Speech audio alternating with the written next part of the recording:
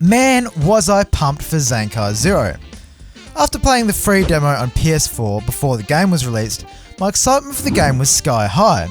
But as you can probably tell from this video's title, I soon found a long list of flaws I had with the game. After watching several other reviews of Zanki Zero on YouTube, I only heard one complaint between them. One. And would you look at that, they all got free review copies. Well, now I'm not going to say they're sellouts, but you guys totally sold out, you bunch of spineless shills. The reception on forums like Reddit and GameFAQs was a lot more in line with my experience. Now, you could go and read some neckbeard's 4 paragraphs of poorly edited, unfiltered rage on Reddit, or you can watch me stretch out those same criticisms into a 6-page script. You may have heard that Zanki Zero is developed by the same team that made the Danganronpa games. This isn't 100% true, as a lot of Danganronpa's top-end talent left to work at Tokyo Games before development began, meaning this is somewhat of a test for the remnants of the Danganronpa team, to see if they can make a good game on their own without their big guns. Now, I did say I had a long list of criticisms for the game, but that doesn't necessarily mean that the game's bad. Sometimes, a game can be so strong in some areas that it can make up for shortcomings in others. So, did Zanki Zero do enough to get a pass from me? Let's find out. If you're aware of the Danganronpa games, you may have heard someone describe them as Ace Attorney meets Persona meets the Hunger Games. Comparatively, Zanki Zero is more of a survival game cross base builder cross visual novel. It feels kinda similar to a JRPG or a dungeon crawler. As for the premise, it's killer for a sci-fi mystery. 8 young adults find themselves stranded on a tropical island surrounded by the ruins of human civilization. A strange TV show informs them that humanity is extinct and that they are in fact clones. The TV show goes on to explain that the clones can only live for a few days and age rapidly. However, they can be revived as a child by using the X-shaped keys located on their belly buttons, with a machine shaped like an arcade game known as the Extend Machine. Furthermore, the TV show gives the cast a mission to retrieve missing parts for the Extend Machine, as by doing so, the clone's painful aging process will stop, and so the journey begins. As I said earlier, I was absolutely hooked by the demo, which lets you play the first chapter of the game. The fact that they used human cloning as a plot device felt somewhat fresh. While certainly not the first to do so, the subject seems a bit out of vogue. The hysteria around cloning seems to have died down in the early 2000s, and artificial intelligence has taken its role playing Frankenstein's monster in recent media. I enjoyed the story a lot, but I did have some issues with the pacing. The game starts out with an exciting premise and gives the player many questions to ponder over. However, from here on out, the plot gets put on the back burner to explore the backstories of the survivors. In each dungeon, the strange TV show tells a story about one of the characters' tragic backstories. This is a very linear way to handle the character development. It felt as if I was ticking each character off a checklist. It was very forced and unnatural.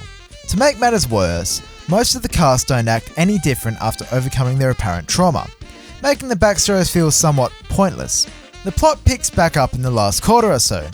The big twist surprise and the ending ties up most of the story's threads, while leaving something to the interpretation.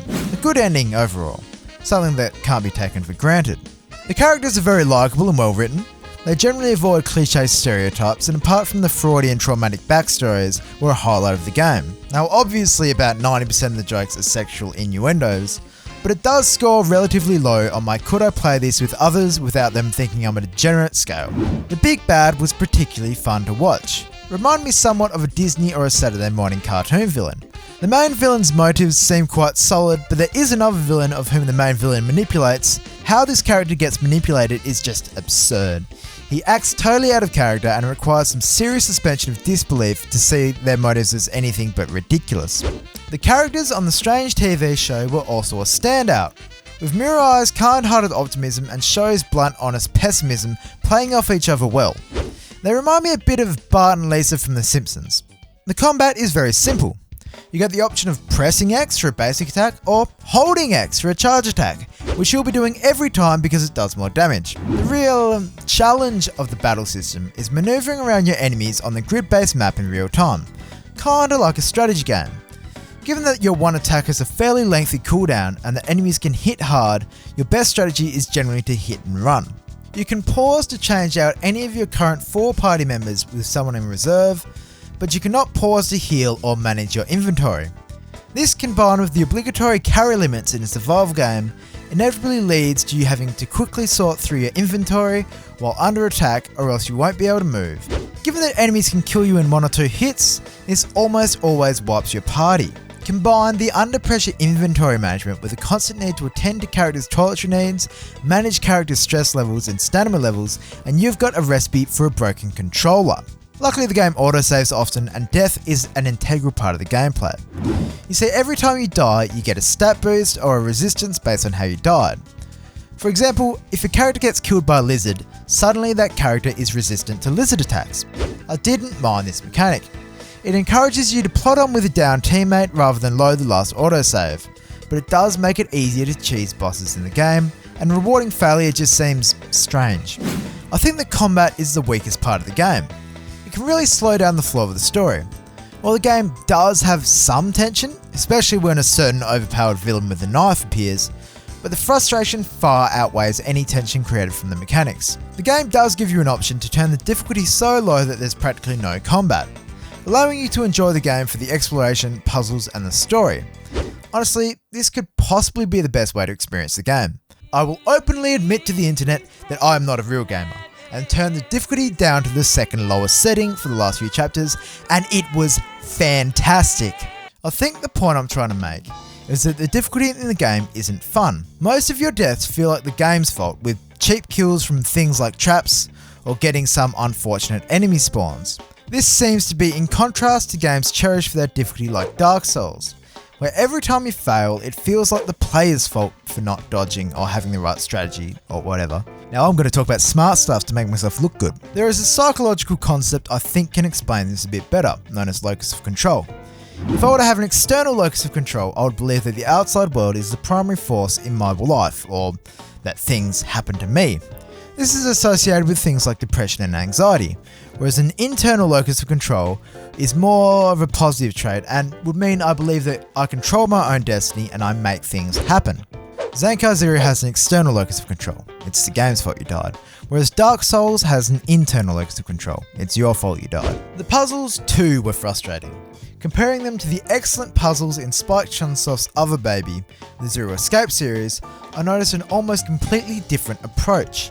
The beauty of the Zero Escape puzzles is that everything you need to solve the puzzle is right there in the room. You have the pieces, you just need to work out how they go together. Zanki Zero's idea of a puzzle is more, here's a cryptic hint, now work out what item goes on this pedestal, meaning that you'll probably have to take a trip back to your home base, or keep wandering around like a headless chicken through the dungeon. Hell, a couple of the puzzles required you to backtrack to dungeons you've already completed. Now you might say I'm sour because my stupid ass is too dumb to work out the puzzles, and I won't deny that this is a high probability, but going to collect an item and putting it on a pedestal isn't a puzzle, it's a fetch quest. One made all the more frustrating by the aging mechanics. Did I mention the aging mechanics? Well, as you explore a dungeon, characters will age. They go through different stages from child to complaining about loud music and the kids on their lawn. They eventually die after around 10 days. I didn't mind this either. It was kind of bizarre and unique. But from a gameplay perspective, it was yet another small annoyance that only took away from the experience. You see, you don't really know when your character is going to age. It seems totally random. To me, it discouraged the backtracking and exploration that is necessary to get the best experience from the game. That reminds me, in another review I watched, the reviewer mentioned the game finding creative ways to grow stronger without grinding, or something along those lines. But I found myself grinding constantly. To play the normal difficulty, you will be constantly grinding up food and medicine by travelling back to the previous dungeons before entering your current dungeon. In a traditional JRPG, you may need to grind, but you can always just run to avoid fights, or get an item that avoids enemies altogether. If you try to run in this game, I can guarantee you that you won't get far without dying, and then you have to spend a hell of a lot more time exiting the dungeon and recuperating, when all you wanted to do was get back to where you were last time in the dungeon. Often I would enter a room I've already explored just to double check to see if I'd missed any clues for the puzzles, only to find myself having to fight 5 or 6 enemies, as I knew if I ran away, I'd only get surrounded and died. I would then find nothing and do the same again in the next room. Can you kind of see how the combat doesn't really help with exploration and fetch quest puzzles? Just a little note. I also broke the game at one point. I couldn't progress at a certain puzzle. I did this by hitting a switch and running through a closed door I wasn't supposed to, like a bad boy. Luckily, I had a backup save. This really shouldn't happen on a game that's been out for almost a year in Japan, but I'm not going to do a Jim Sterling and give the game a 0 out of 10 for an oversight because, well, I'm not an arsehole, arguably. The game is just frustrating. For instance, all of the good weapons at the end of the game will be of the same type, blunt. So you better hope you didn't invest all your points into slash or stab. You do know you can reallocate points practically for free at any time. Yes, I know, but who the fuck actually does that? I think I could have more fun counting rusty needles as I insert them into my calf. And at one point the game gives you a tool to break down cracked walls, but it only works on the walls they show you how to break walls on. And there are plenty more cracked walls throughout the game. Like, what the fuck? Okay, I'm gonna move on from the gameplay before I break something. The art direction is really good. What I assume to be hand-drawn scenes are spectacular and occasionally have me in awe. I love the vibrant, saturated landscape of the tropical islands, but the dark, gritty dungeons with their 51 shades of grey were a bit of an eyesore. The characters themselves had very expressive animations, and despite the low fidelity due to the game being a PS Vita port, looked great on the big screen due to their simple, stylistic designs. The music was fine. It did its job, setting the mood when need be. Nothing spectacular, but certainly not bad. I did enjoy the soundtrack more than Danganronpa's, if that means anything. All these Japanese games have such fantastic soundtracks these days that it's hard to stand out. But that credit song though.